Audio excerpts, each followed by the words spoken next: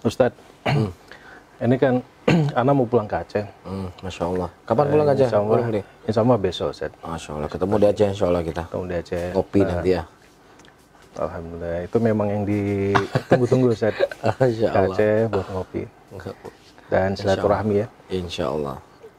Nah, Ana di Aceh itu bertepatan dengan hari Jumat nantinya. Hari Jumat. Nah, di Aceh itu kan ada selesai sholat Jumat, lanjut lagi sholat zuhur, ada berapa masjid ya? Sholat zuhur 4 rakaat. Nah itu bagaimana, Ustaz?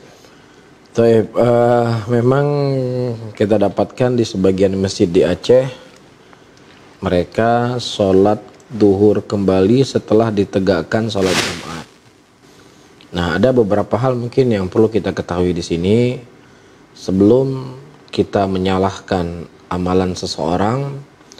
Kita harus mencari dulu apa sumber kesalahan tersebut.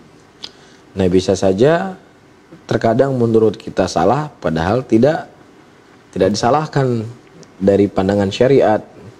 Jadi memang di dalam mazhab fikih para ulama tentang pembahasan salat Jumat ya, ada sebagian para ulama diantaranya Syafi'iyah, mereka mensyaratkan ya, ahli Jumat itu harus 40 orang.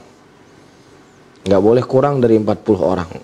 Dan mereka adalah penduduk setempat. Dan tentunya masalah ini mereka berpegang dengan beberapa dalil. Bukan tidak ada dalilnya. Berpegang dengan beberapa dalil. Di antara dalil yang menunjukkan pada waktu itu ada seorang sahabat Rasulullah SAW yang beliau mengumpulkan jamaah untuk sholat Jumat 40 orang. 40 orang pada waktu itu, sehingga beliau selalu didoakan kebaikan karena telah membuat amalan yang sangat mulia ini, mengumpulkan orang-orang untuk sholat Jumat, dan kebetulan jumlahnya 40 orang. Ini yang dijadikan sandaran dari mazhab Syafi'iyah, harus 40 orang, nggak boleh kurang. Ya. Dan syarat yang kedua, mereka mensyaratkan ahli Jumat itu harus penduduk setempat. Karena Rasulullah SAW beliau melakukan perjalanan safar yang sangat banyak dan tidak ternukilkan satupun riwayat yang Rasulullah salat Jumat dalam keadaan safar. Nilas dijadikan sebagai dalil bahwasannya orang yang tegak Jumat itu harus orang yang penduduk setempat. Ya, jadi kita tidak bisa menyalahkan dalam arti kata mereka punya pegangan dan dalil dalam masalah ini. Ya, walaupun dari sisi pembahasan, ya, di sana disebutkan hadis di Sahih Bukhari, pada waktu itu Rasulullah SAW sedang berkhutbah. Ketika beliau sedang berkhutbah, tiba-tiba datang kendaraan yang membawa barang-barang. Kemudian sebagian sahabat keluar waktu itu ingin melihat rombongan yang datang membawa barang tersebut, dan Allah Subhanahu wa taala menurunkan ayat yang artinya yaitu ketika Rasulullah SAW sudah berkhutbah, mereka keluar.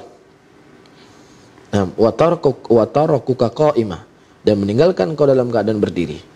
Dan jumlah mereka pada waktu itu tidak sampai 20-40 orang, hanya 7 atau belasan orang yang tinggal. Dan Nabi SAW pada waktu itu tetap melanjutkan sholat Jumatnya dengan jumlah yang sangat sedikit. Iya. Dan ada sebagian ulama yang lain, mereka mengatakan Jumat itu cukup 3 orang. Iya.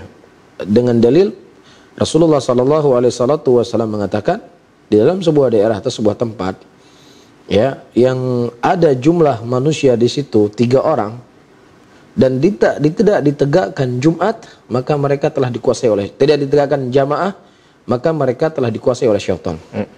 Iya. Nah, jamaah di sini adalah mutlak, jamaah salat 5 waktu dan jamaah salat Jumat.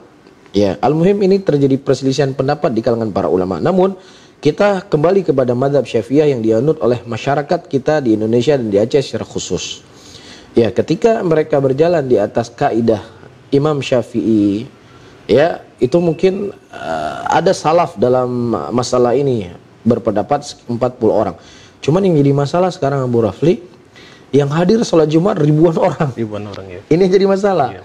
ribuan orang yang hadir salat Jumat, loh kok bisa diulangi lagi salat zuhur? 4 rakaat.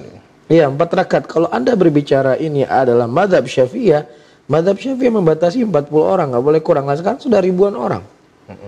Berarti ini bukan lagi berjalan di atas mazhab Syafi'iyah, tapi sudah berjalan di atas mazhab was-was. Yeah.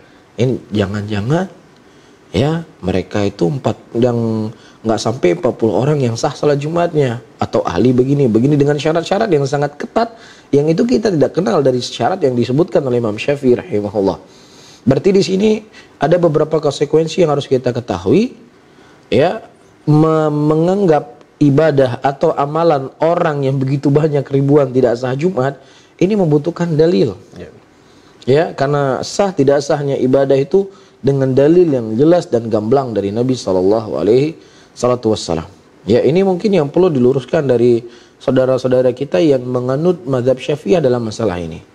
Jadi jangan melebihi sesuatu yang Imam Syafi'i tidak berpendapat demikian. Ya, ini sudah lebih kepada was-was. Ibnu Qayyim menyebutkan i'adatul ibadah badal ibadah, mengulangi ibadah setelah melakukan ibadah itu hakikatnya adalah was-was dari syaitan. Media Sunnah Aceh.